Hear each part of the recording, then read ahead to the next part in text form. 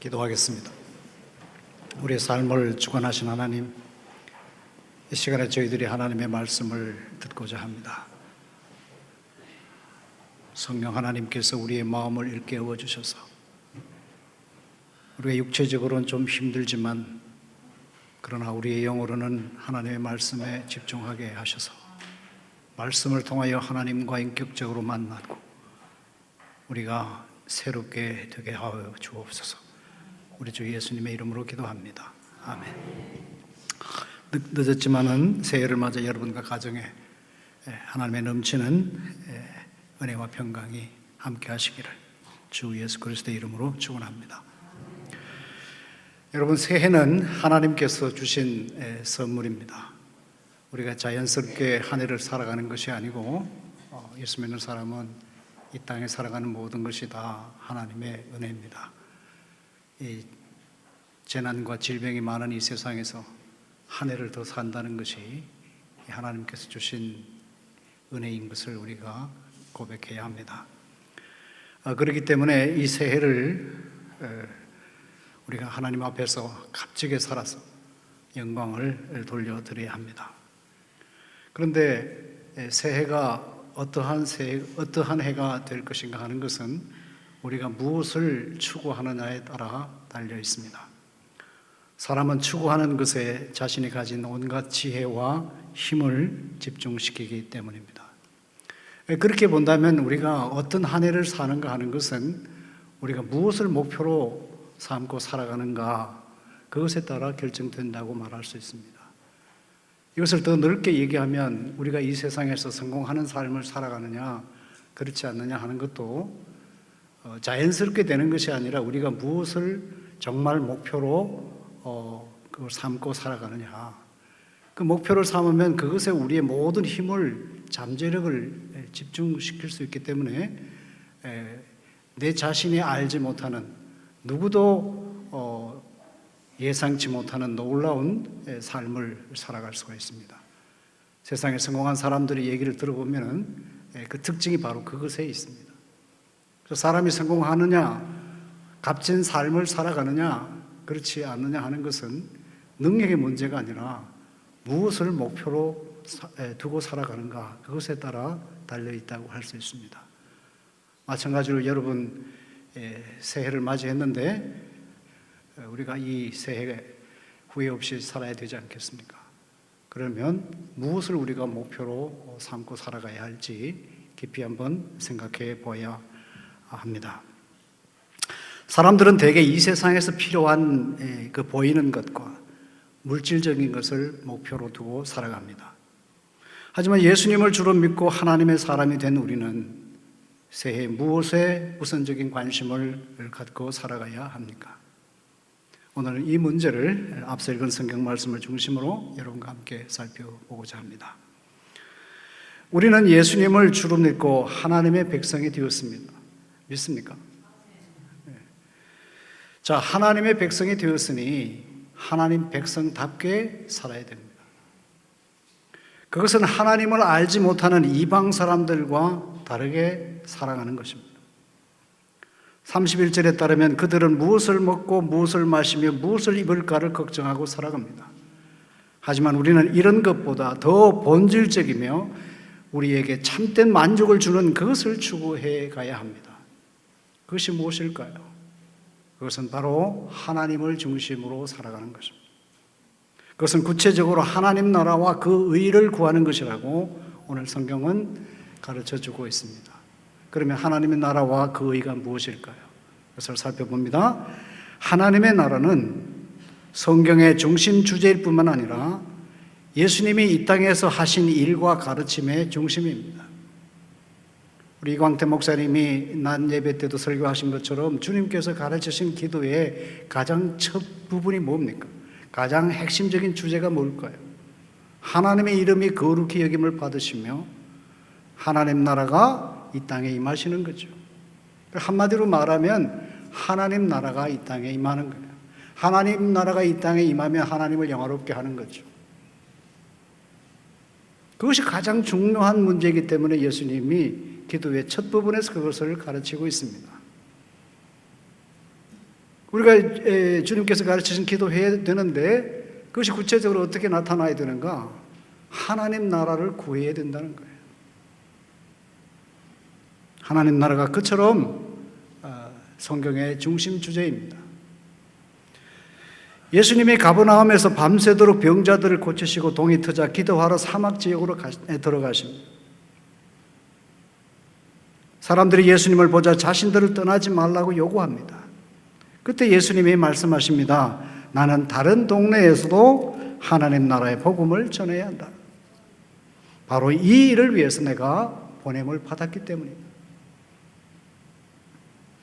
하나님 나라라는 말은 원래 그 말이 쓰여진 그리스 말, 헬라 말이라고도 하는데 그 말은 원래 왕의 권리나 통치를 나타내기 때문에 하나님 나라는 하나님께 속한 영토가 아니라 그 영토를 차지하고 있는 사람에 대한 하나님의 주권을 뜻합니다. 하나님의 다스림을 말한단 말이죠. 다시 말하면 왕으로서 하나님과 왕이신 하나님의 말씀을 따라 살아가야 하는 우리와의 인격적인 관계입니다. 하나님의 사람으로서 살아가는 영원한 복이나 영광을 누리는 자격을 뜻하기도 합니다. 사랑하는 여러분이 잘 아시다시피 하나님은 일찍이 하늘과 땅을 지으신 다음에 사람을 자신의 형상을 따라 지으셨습니다. 그리고 하나님은 자신의 기쁘신 뜻을 따라 온 인류와 우주를 다스리셨습니다. 인류의 조상 아담과 하와는 이런 하나님과 인격적인 사귐을 갖는 그런 복을 누렸습니다. 하지만 그들은 간교한 사탄의 꼬임에 빠져서 하나님의 다스림을 받기보다는 자신들의 뜻대로 행하였습니다. 그 결과 생명의 원천이신 하나님으로부터 분리되었습니다. 그래서 참된 기쁨을 누리기는커녕 좌절과 절망에 빠지게 되었습니다. 이것이 바로 인류가 처한 상황입니다. 이러한 상황을 많은 세상의 문학이나 철학이 표현하고 있죠. 인간은 본래 절망적인 존재다. 불안의 존재다. 열심히 살아봐도 결국은 죽음으로 끝나니까 인간은 허무한 존재다. 이것이 바로 하나님의 다스림을 받지 않는 인류가 처한 상황이란 말이에요. 바벨탑 사건에서 잘 나타나고 있죠.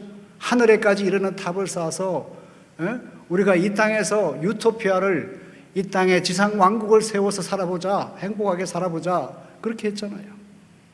그런데 하나님께서 다 흩어버리시잖아요. 하나님의 심판을 내리셨잖아요. 우리 스스로 한번 행복하게 살아보려고 하지만 그 결과는 결국은 절망에 이를 수밖에 없다는 거예요.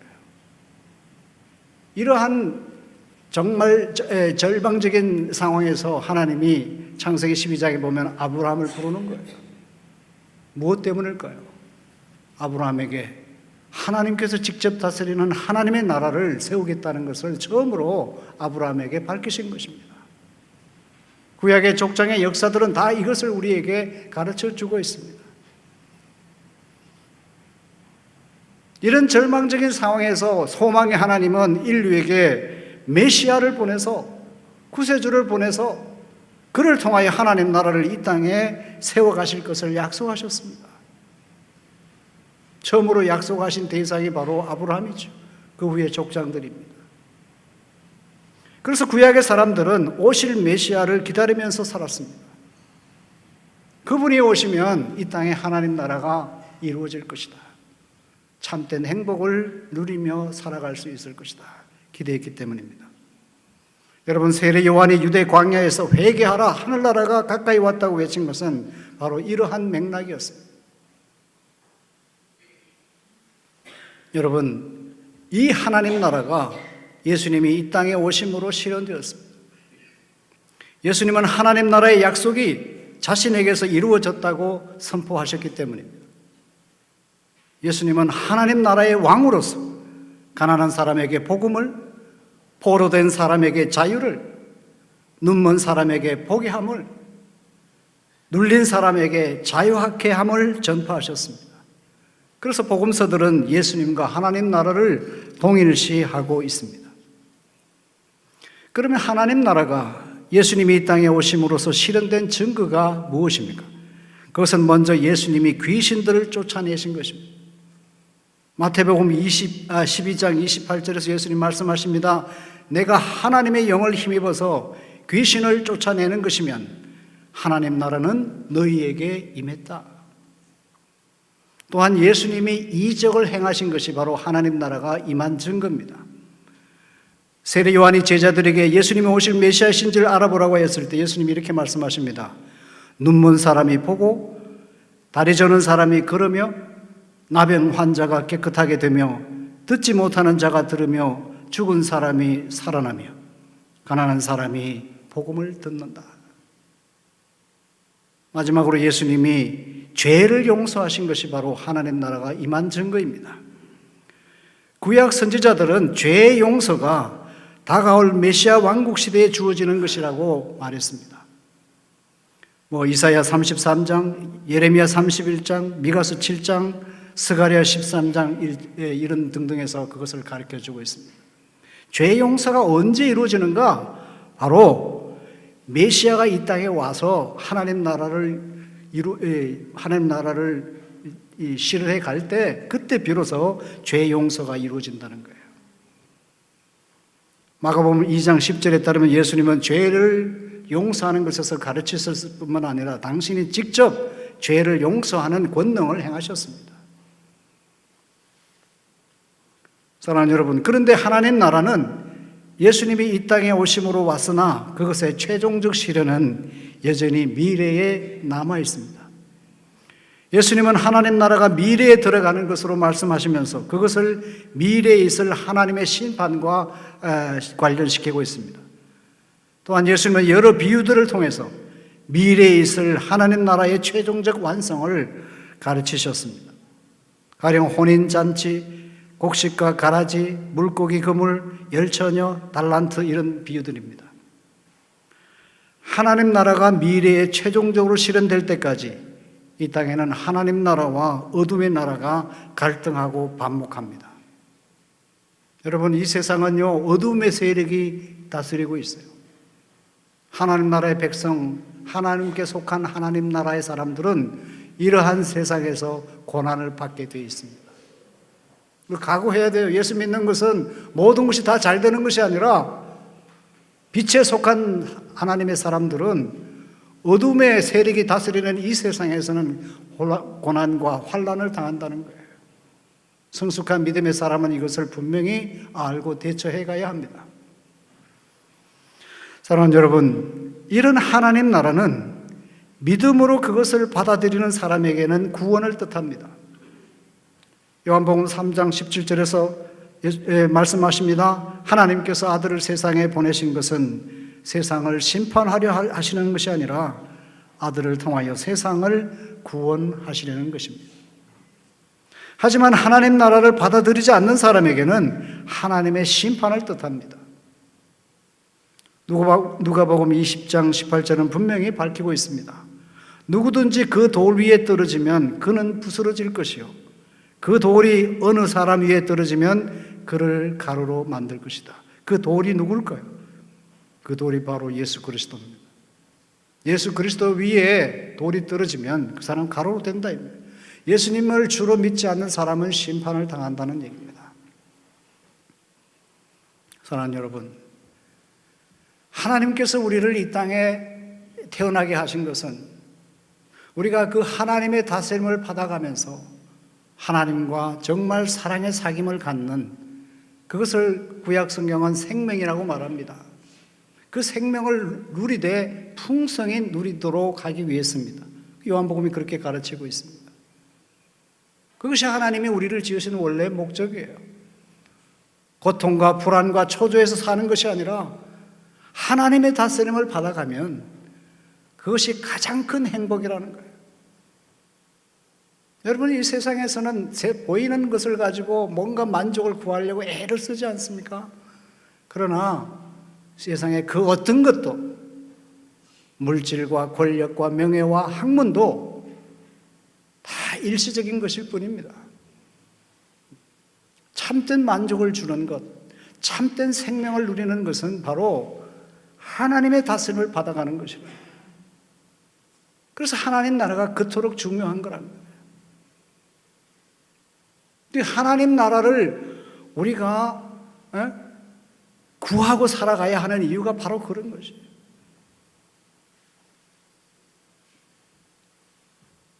여러분, 우리의 관심이 어디에 있습니까? 정말 내 삶에서 하나님과 깊은 영적인 교제를 나누는 그것에 두고 있습니까? 여전히 세상적인 것을 추구하는 것에서 우리의 마음이 빼앗기고 있지는 않습니까?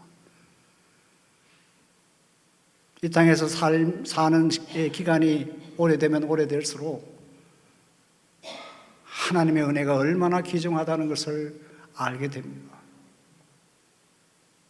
중세의 위대한 신학자 토마스 아퀴나스라는 사람이 있습니다. 그분의 신학은 우리와 조금 다르지만은 어마어마한 책을 썼습니다. 줌마 테올로기라고 하는 신학 대전이라고 하는 이만한 책을 썼어요.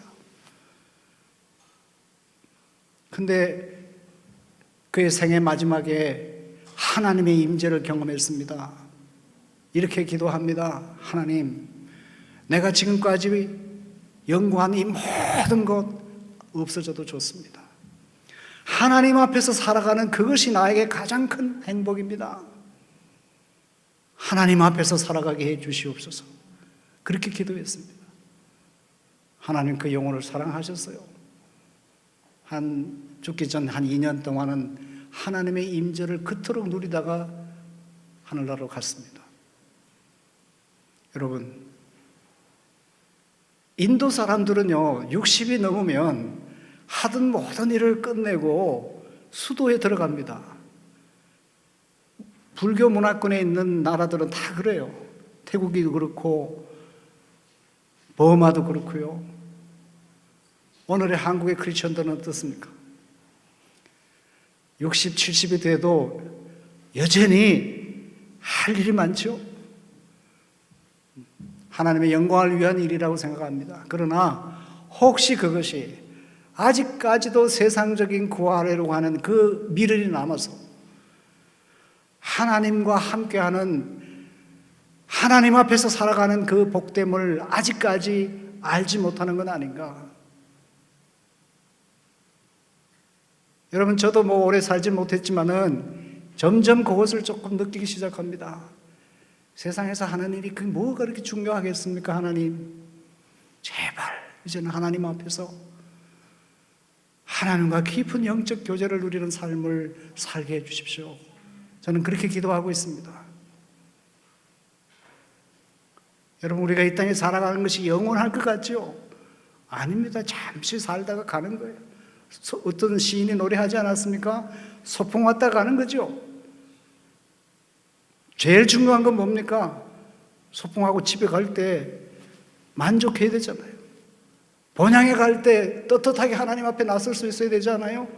그러면 그 사람은 승리하는 인생을 산 거예요. 여러분, 올 한 해 우리가 추구하는 것이 무엇입니까? 이제는 하나님과 깊은 영적 사귐을 갖는 것입니다. 내 모든 삶을 이제는 하나님의 다스림을 받아가는 것입니다. 하나님 말씀대로 살아가는 것입니다. 그렇게 우리가 기도해야 되지 않겠습니까? 그렇게 우리가 다짐하고 살아가야 되지 않겠습니까? 사랑하는 여러분, 이런 하나님 나라는 우리가 힘써서 이룩하는 것이 아니라 하나님의 주권적인 은혜로 실현됩니다. 세상의 많은 종교는 다 자기가 노력해서 어떤 지경에 이르려고 하는 겁니다. 그러나 기독교는 내가 노력하는 것이 아니에요. 하나님이 주신 것을 은혜로 받는 겁니다. 그러면 우리는 하나님 나라에 관한 아무런 책임도 없습니까? 그렇지 않습니다. 오히려 하나님 나라는 우리에게 회개와 믿음을 요구합니다. 하나님 나라에 들어가려면, 이런 복을 누리려면 회개하라는 거예요. 예수님이 가르치신 외침이 뭡니까? 회개하라, 천국이 가까웠느니라. 자동적으로 우리에게 하나님 나라를 누리는 복을 주시는 게 아니에요. 우리 오늘 예배 이광태 목사님 통해서 듣지 않았습니까? 무디라는 사람이 그렇게 얘기했죠. 참된 기도는 무엇이라고요? 대답해 보세요.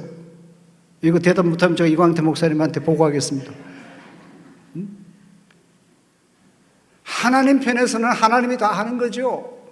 그러나 우리 편에서는 우리 힘으로 다 하는 것처럼 해야 돼요. 그것이 기독교의 비밀입니다. 여러분, 어떻게 하면 구원을 얻습니까? 믿음을 가져야 되죠. 주 예수를 믿어라. 그리하면 너와 내 가정이 구원을 얻을 것이라. 믿음은 누가 고백해야 돼요? 내가 고백해야 돼요. 그런데 믿음 내가 고백하고 싶다고 고백합니까? 에베소서 2장 8절에 보면 믿음도 하나님이 주신 선물이라는 거예요. 하나님 편에서는 우리에게 믿음을 고백하는 것도 하나님이 선물로 주시는 거예요. 그러나 그렇다 할지라도 우리 편에서는 내가 고백해야 되는 거예요. 구하라, 문을 두드리라, 입을 크게 열라. 그래야 하나님이 채우는 거예요. 하나님이 물론 다 채우는 것이지만은 입을 여는 것, 문을 두드리는 것은 내가 해야 된다는 거예요. 오늘날 보수적 기독교인들이 잘못 알고 있는 것이 무엇인지 아십니까? 기도하면 하나님이 다 하실 줄 아는 거예요. 그럼 내가 뭐 할 일이 무엇인가? 하나님의 주권을 인정하는 것 같아요. 아닙니다. 하나님 편에서는 하나님이 주권으로 인정하지만은 하나님 우리를 인격적으로 대우하시기 때문에 우리 편에서는 내가 노력하는 거라고 해야 돼요. 내가 힘써 하는 것처럼 해야 그것이 진정 하나님의 주권을 구하는 기도가 되는 거란 말이에요. 모든 우리의 믿음의 내용이 그 원리가 작동됩니다. 우리가 거룩하게 성화를 이루어가야 되죠. 그것도 어떻게 해요? 하나님의 은혜죠. 그는 자동적으로 성화가 됩니까? 우리 편에서는 내가 거룩한 삶을 살아가도록 애를 써야 되는 거예요. 하나님 우리를 기계처럼 로봇처럼 이끌고 가시는 게 아닙니다. 인격적으로 대우하시기 때문에 우리 편에서는 내가 힘쓰는 것으로 나타나요. 그런데 내가 힘쓰는 것이 지나고 보면 내가 잘나서 한 것이 아니고 하나님이 그렇게 하셨구나, 그렇게 고백하는 거예요. 사도 바울이 뭐라고 얘기했습니까? 내가 모든 사도보다 더 많이 수고하였으나. 자기가 수고했죠. 근데 뭐예요? 자기가 잘나서 수고했다고 그래요? 자랑합니까? 아니죠. 하나님의 은혜다. 이게 기독교의 비밀입니다. 제가 30-40년 동안 신학을 공부하면서 얻은 결론이 바로 그것입니다. 하나님의 주권과 인간의 책임은 반대되는 게 아니에요. 그게 조화롭게 이루어가는 거예요. 신학의 역사를 보면 그것이 하나님의 주권을 강조하는 칼빈주의가 부르짖기도 하고 인간의 책임을 강조하는 웨슬리안 알미난주의가 서로 싸워왔어요. 역사를 보면요. 근데 그거 둘이 따로 가는 게 아니라 하나가 되는 거예요. 하나님 편에서는 하나님이 하시는 거고 우리 편에서는 내가 노력하는 것처럼 하는 거예요. 그게 바로 인격적으로 우리를 대우하신다는 겁니다. 그렇기 때문에 우리가 하나님 나라에 들어가는 복을 누리려면 어떻게 해야 돼요? 회개해야 돼요. 믿음을 가져야 됩니다. 성경은 가르칩니다. 우리가 어린아이 같이 자신을 낮춰야 합니다. 하나님의 뜻을 행해야 합니다. 서기관과 바리새인보다 나은 의의를 가져야 합니다. 믿음으로 거듭나야 합니다. 물질을 하나님보다 더 신뢰하지 않아야 됩니다. 이런 회개와 믿음을 통해서 우리가 하나님 나라에서 누리는 복을 우리가 향유할 수 있다, 누릴 수 있다는 얘기입니다. 또한 우리가 하나님 나라에 들어가려면 전적인 헌신을 해야 됩니다. 하나님 나라는 우리에게 전적인 헌신을 요구하고 있습니다. 우리가 가진 모든 것을 팔아야 하고 죄를 지은 눈을 뽑아버려야 하며 죄를 지은 손을 잘라버릴 각오를 해야 하고 경우에 따라서는 하나님 나라를 위해 육신의 부모와 형제자매 심지어 아내와 남편까지도 미워할 수 있어야 하고 그렇다고 또 미워하지 마세요. 우리가 가진 모두를 버릴 수 있어야 합니다. 이런 헌신을 가져야 하나님 나라에서 누리는 복을 우리가 나의 것으로 삼을 수 있습니다. 우리가 하나님 나라에 들어가려면 그 값을 철저하게 다 치러야 합니다. 오늘을 사는 그리스도인들은 이런 헌신을 하지 않으려고 해요. 값싼 은혜만은 구하고 있습니다. 디트리히 보네프라고 하는 독일의 신학자는 이런 것은 값싼 은혜라고 그랬어요. 하나님이 값비싼 대가를 치러 우리를 구원하셨는데 자기 아들 독생자까지 아끼지 않고 십자가에 내어주기까지 하는 그런 비싼 대가를 치르면서 우리를 구원해 주셨는데 우리는 그 은혜를 너무 값싸게 취급한다는 거예요. 무슨 말입니까? 헌신이 없는 그리스도인의 삶은 바로 하나님의 은혜를 값싸게 취급하는 거란 말이에요. 헌신을 해야 합니다. 전적인 헌신을 할 때 하나님 나라에서 우리가 말할 수 없는 그런 기쁨을 누릴 수 있다. 생명의 기쁨을 누리되 풍성히 누릴 수 있다는 것입니다. 한 걸음 더 나아가서 우리가 하나님 나라를 이루는 그 구체적인 모습이 뭘까요? 나만 하나님의 다스림을 받는 것으로 그치는 것이 아니라 어떤 우리 교회 공동체만 하나님의 다스림을 받는 그런 복을 누리는 것에 그치는 것이 아니라 이 땅의 모든 영역이, 온 우주가, 온 인류가 하나님의 다스림을 받는 그것을 목표로 하는 것이 성경의 가르침입니다. 에베소서 1장 10절에서 사도 바울은 말씀합니다. 하나님의 계획은 무엇인가? 때가 차면 하늘과 땅에 있는 모든 것을 그리스도 안에서 그분을 머리로 하여 통일시키는 것이라. 여러분, 하나님께서 우리를 통해서 이루시고자 하는 것이 얼마나 위대한지 아십니까? 그리스도 안에서 이 땅의 모든 것이 통일되게 하는 거예요. 심지어 자연까지도 우리가 구원받을 때 새롭게 되는 거예요. 그래서 새 하늘과 새 땅을 이루는 것이 하나님의 계획이란 말이에요. 여러분, 성숙한 믿음의 사람은 적어도 하나님의 이러한 관점을 가질 수 있어야 돼요. 나만 구원받는 것으로 만족하는 것이 아니라 온 인류와 온 우주가 하나님의 다스림을 받는 그런 비전을 가지고 우리가 살아가야 하고, 그것이 우리의 기도의 제목이 되어야 합니다. 그럼 구체적으로 하나님께서 어떤 방식으로 온 인류와 우주 만물을 다스린지 아십니까? 하나님의 말씀이에요. 성경 말씀으로 다스려 가십니다. 따라서 하나님 나라의 백성인 우리는 성경 말씀이 내 개인이 살아가는 모든 영역뿐만 아니라 사람이 살아가는 모든 영역을 다스리는 최고의 원리가 되게 해야 된다는 거예요. 우리가 속한 교회가, 우리가 속한 사회가, 우리 이 나라와 온 세계가, 심지어 자연 만물까지 성경 말씀에 따라 지배되는 그런 것을 바라볼 수 있어야 돼요. 새하늘과 새 땅이 신천지만 추구하는 것이 아니고 바로 예수 믿는 사람, 하나님 나라의 백성을 통하여 이 땅의 모든 것을 새롭게 하려는 것이 하나님의 계획입니다. 내가 여러분에게 말씀을 드렸지만 성숙한 믿음의 사람은 무슨 특징이 있어요? 모든 것을 내 관점으로 보는 것이 아니라 하나님의 관점으로, 하나님의 눈으로 본다는 거예요. 그 하나님의 눈은 뭐라고요? 나만 구원하는 것이 아니에요. 나만 하나님의 다스림을 받는 것이 아니란 말이에요. 우리 공동체가, 교회 공동체뿐만 아니라 우리 사회가, 이 세계가, 온 인류가 하나님의 다스림을 받는, 즉 성경 말씀에 따라 살아가는 그런 공동체가 되도록 우리가 헌신하고 기도해야 된단 말이에요. 우리가 기도하는 제목이 뭡니까? 주로 내 개인적인 것에 그치죠? 아니에요. 우리는 온 우주를 대표해서 기도하는 거예요.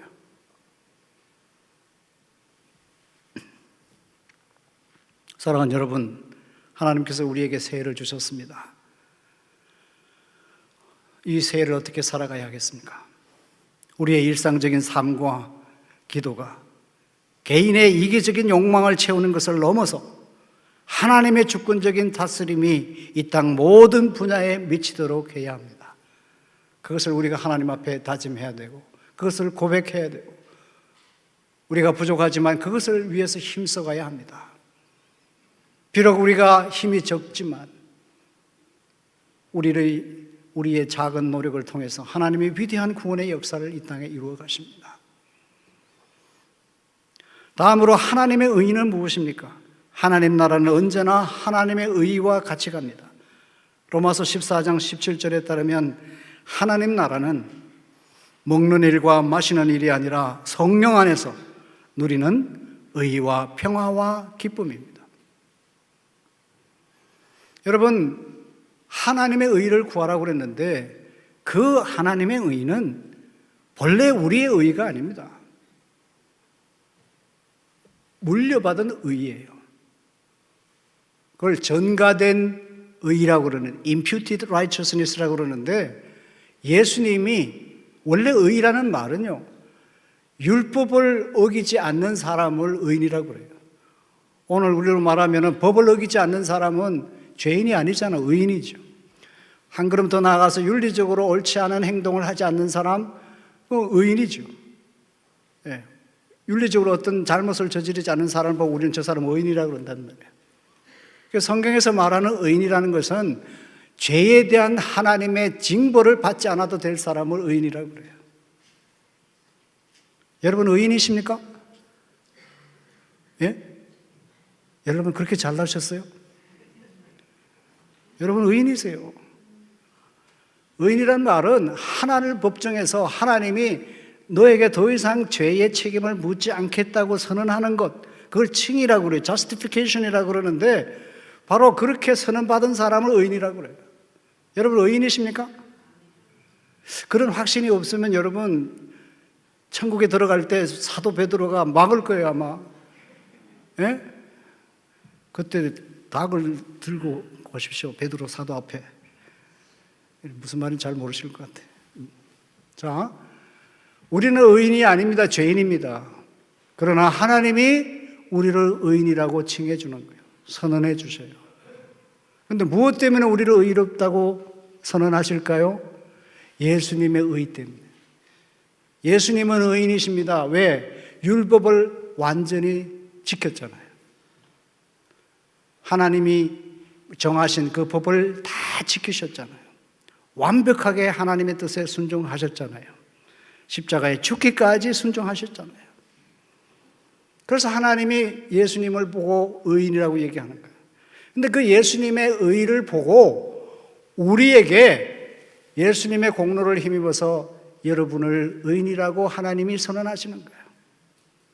그래서 우리가 잘나서 의인이 된 게 아니에요. 예수님 때문에 하나님이 우리를 의롭다고 하시는 거예요. 자, 문제는 이 하나님이 우리를 의롭다고 선언하시는 것을 언제 아느냐? 물론 믿음을 고백할 때인데, 우리가 거룩한 삶을 살아가기 시작할 때 비로소 아하, 하나님 나를 의롭게 여기셨다는 것을 알게 됩니다. 여러분 로마서에서 이 마틴 루터가 종교 개혁을 하지 않았습니까? 뭐예요? 로마서 1장 말씀에 복음에는 하나님의 의가 나타났으니, 그런 말씀 있죠? 뭐 하나님의 의인이지 아니겠습니까? 여러분 이것을 개신교에서 잘못 해석해요. 하나님의 의라는 말이 하나님의 주격이 아닙니다. 우리를 의롭게 하는 하나님의 방식이 바로 복음에 나타났다는 거예요. 그 방식이 뭐예요? 우리가 믿음을 고백하는 거예요. 마틴 루터가 이것을 알게 됨으로써 종교개혁을 시작한 겁니다. 하나님의 의라는 말을 잘 해석하셔야 돼요. 우리를 의롭게 하는 하나님의 방식이 복음에 나타났다. 그것이 뭐예요? 우리가 믿음을 고백할 때 하나님이 우리를 의롭게 하신다는 거예요. 이것을 마틴 루터가 깨달을 때, 알게 됐을 때 막 너무너무 기뻐서 그 힘이 바로 종교개혁의 그 험난한 길을 이겨갈 수 있는 힘이 되었던 것입니다. 바로 물려받은 의예요. 다른 종교는 자기가 잘해서 의롭게 되려고 하는 거예요. 그러나 우리는 아니에요. 우리는 죄인입니다. 그런데 예수님이 우리를 대신하여 율법을 다 지켰기 때문에 그 공로를 힘입어서 우리가 하나님 앞에 의롭게 되는 거예요. 여러분 이 진리를 깨달으셔야, 이 진리를 아셔야 돼요. 그래서 로마서 3장 22절에 뭐라고 말씀합니까? 하나님의 의는 예수님을 주로 받아들이는 믿음을 통하여 오는 것이다. 우리가 얼마나 복된 사람입니까? 그런데 이 의가 그저 선언하는 것으로 그치는 것이 아니라 언제나 우리가 하나님의 말씀대로 순종하는 성화의 삶과 분리되지 않는다는 거예요. 예수님의 아버지 하나님의 뜻을 완벽하게 순종하신 공로를 힘입어서 의롭게 된 사람은 이제 성령 하나님에 의해서 거룩하게 되기 때문입니다. 여러분을 뭐라고 부르죠? 성도라고 그러죠, 성도? 무슨 성자예요, 그게? 거룩한 사람이라는 뜻이에요. 영어로도 saint라고 그러는데 거룩한 사람이에요. 대문자로 쓰면 성이라는 뜻이고, 그냥 소문대로 말하면 성도를 얘기하는 거예요. 우리가 우리 자신을 어떻게 평가할지 모르지만 우리가 하나님 앞에 성도입니다. 거룩한 사람이에요. 교회라는 것은 거룩한 공동체입니다.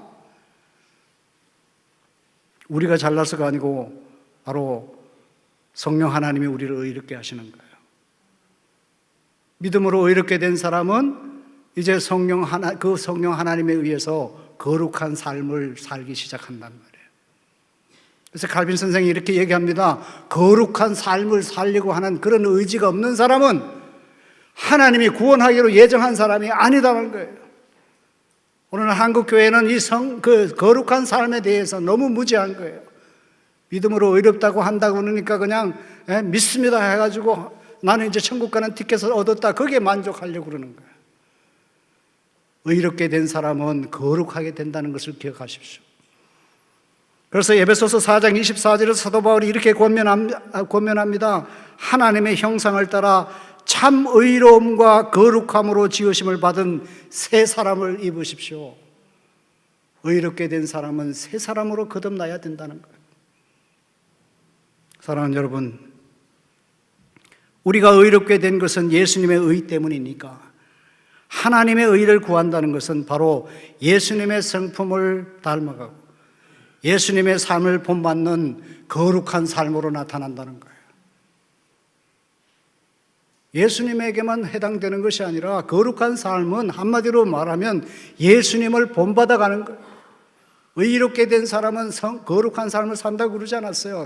거룩한 삶의 구체적인 모습이 뭐예요? 예수님 닮아가는 거예요. 예수님의 성품을 닮아가고 예수님이 이 땅에 사신 삶을 살아가는 것을 말합니다.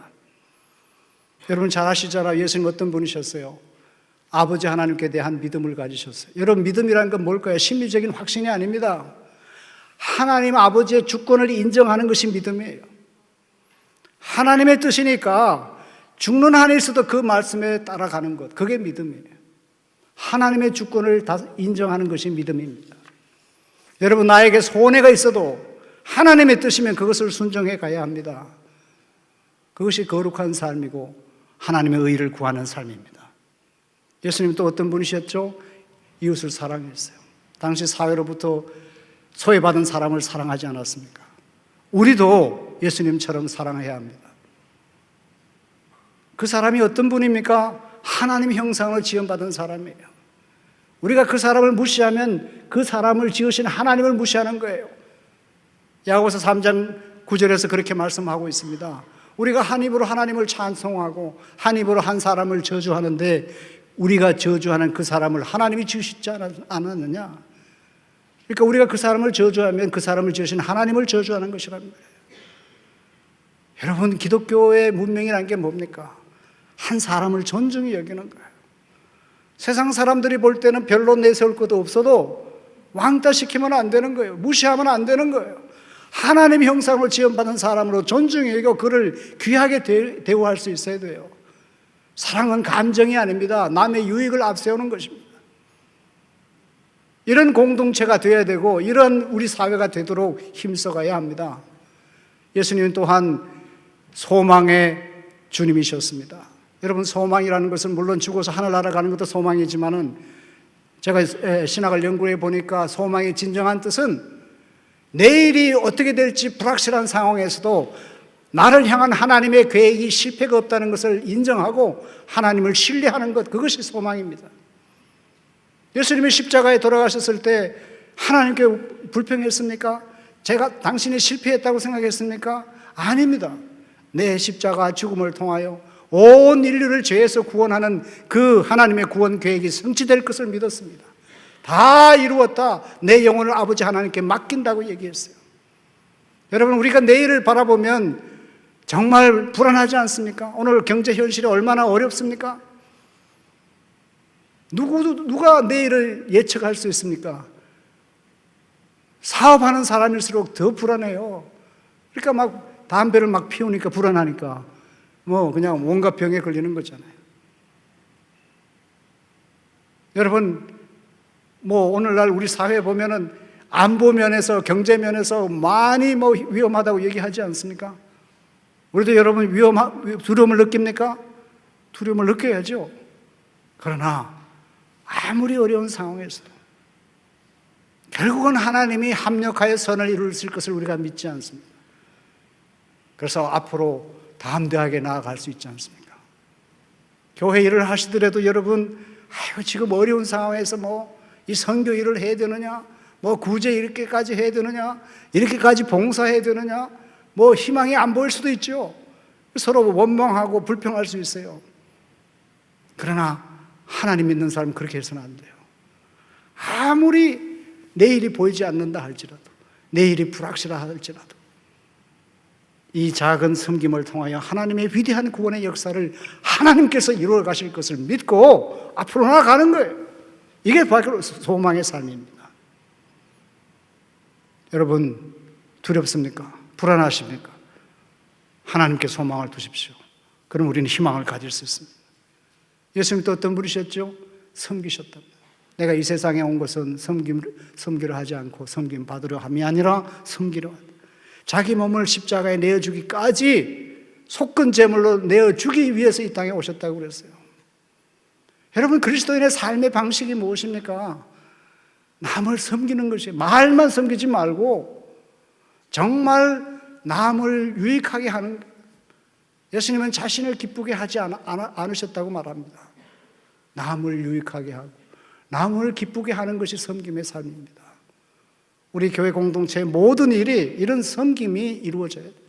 그 하나님 나라를 구하고 하나님의 의를 구하는 삶의 구체적인 모습입니다.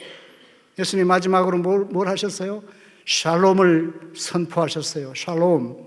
우리 샬롬 찬양대 아주 이름 좋아요. 샬롬. 예. 이 샬롬이란 말은 그냥 평안, 평강, 평화 이런 말에 그치는 게 아니에요. 우리가 살아가는 모든 삶의 영역을 포괄하는 그런 뜻이 있습니다. 샬롬이라는 것이. 그 유대인들은 만나면 샬롬 그렇게 인사해요. 예수님이 제자들에게 나타나실 때 뭐라고 얘기했어요? 내가 너에게 샬롬이에요. 우리 성경 원래 원문으로 보면 샬롬이에요. 하나님의 평화가 너희에게 있을지라. 여러분, 예수 믿는 사람도 평화의 사도가 되어야 됩니다. 어떤 평화일까요? 그걸 구체적으로 제가 말씀드릴 수 없어요. 제가 샬롬이라는 제목으로 논문을 써서 발표한 적이 있어요. 여러분, 제일 먼저 우리가 해야 할 일이 무엇인지 압니까? 하나님과 화목하도록 해야 돼요. 하나님과 샬롬을 누리도록 해야 된다. 복음을 전해서 그들이 하나님과 화목한 관계를 이루도록 해야 돼요. 하나님을 알지 못하는 사람들이 얼마나 많이 있습니까? 그들에게 복음을 전해서 하나님과 화목한 하나님의 백성이 되게 해야 됩니다. 뿐만 아니라 우리가 속한 모든 공동체에 샬롬이, 평화가 이루어지도록 해야 돼요. 내가 가면 분쟁이 일어나는 것이 아니라 내가 가는 그곳에 평화가 이루어지도록, 화목이 이루어지도록 서로 사랑이 실천되도록 해야 된다는 거예요.